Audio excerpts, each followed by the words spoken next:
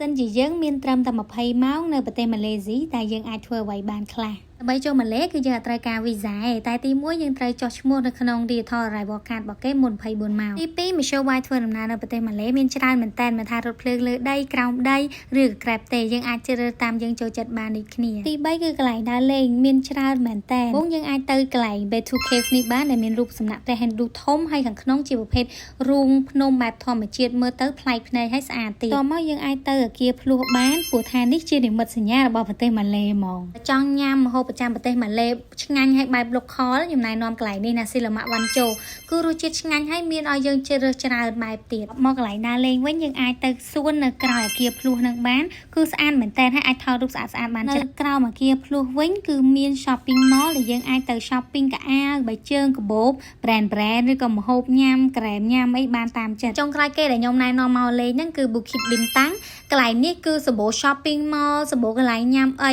មកគឺអត់ខកអំណងអីមានគេរាប់មានគេស្ទៀងនៅផ្លូវហើយមានមនុស្សច្រើនមែនតើគាត់មកដើរលេងនៅហ្នឹងមើលវីដេអូនេះហើយតនេតែមួយថ្ងៃក៏អាចដើរលេងម៉ាឡេបានដែរ